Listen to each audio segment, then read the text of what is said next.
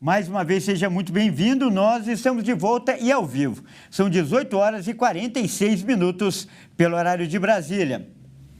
Olha só, a gente volta com os destaques internacionais. Israel intensificou nesta quinta-feira os ataques contra Gaza.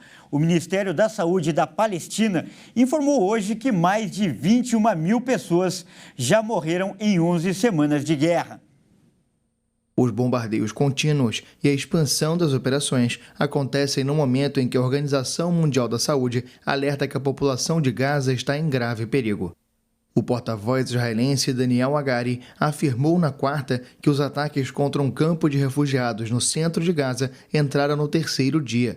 Uma brigada adicional também foi enviada à cidade de Khan Yunis, no sul do território, que virou um recente foco de combates urbanos. A pressão por uma trégua aumentou depois que o presidente francês Emmanuel Macron insistiu em uma conversa telefônica com o premier israelense Benjamin Netanyahu na necessidade de trabalhar para alcançar um cessar-fogo duradouro.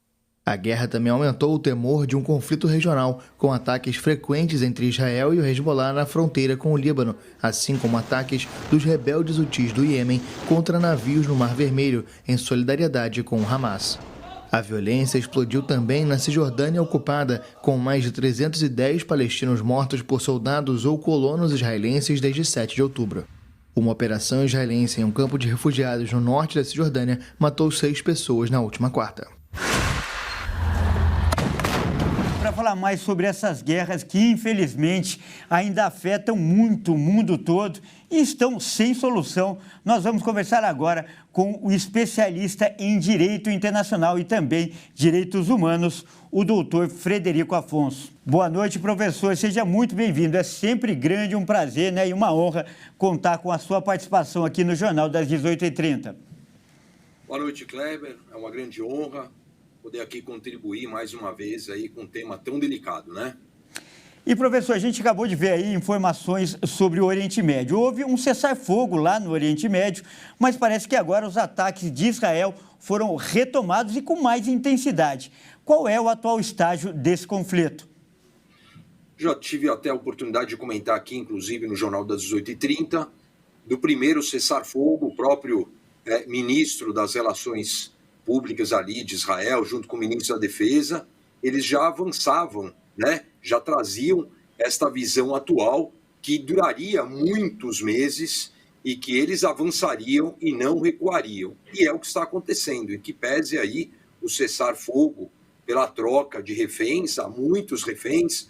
Tivemos um vídeo divulgado pelo grupo terrorista do Hamas agora, dia 25, com 13 idosos, 79, 80 e 84 anos, já foram considerados aquilo ali como um crime de guerra praticado pelo Hamas. Então, esse direito de defesa, esse direito de pronta resposta de Israel continua.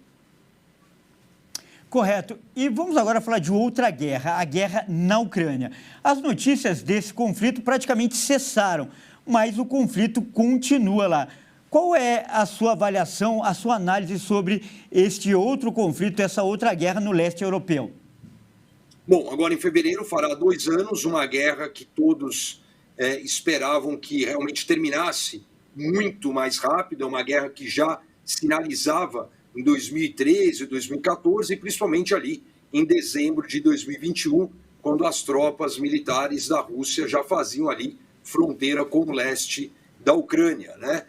O mandado de prisão expedido contra Vladimir Putin e contra a sua, vamos chamar aqui de ministra da criança, continuam em abertos pelo Tribunal Penal Internacional. Há um enfraquecimento da Ucrânia por causa justamente da diminuição de apoio dos Estados Unidos, mas a Rússia segue resistente e vai para cima, né? Correto. E o que a gente pode esperar para o ano que vem? A tão esperada paz pode acontecer ou é um sonho distante? Kleber, eu acho que é um sonho distante. Esse conflito de Israel vai persistir ainda por muitos meses, idem no conflito da Rússia sobre a Ucrânia, e aí a gente pode ter aqui na vizinhança um desentendimento bélico, por enquanto é só retórica, entre a Guiana e a Venezuela. Tá certo, professor. Não é uma estimativa, né, Otimista, mas é realista, e eu quero fazer justiça e lembrar que muitas das coisas que o senhor previu anteriormente estão acontecendo. Quero agradecer mais uma vez a sua participação. Nós acabamos de conversar com o especialista em Direito Internacional e Direitos Humanos, o doutor Frederico Afonso. Muito obrigado mais uma vez, doutor. Obrigado, um abraço, bom jornal. Grande abraço.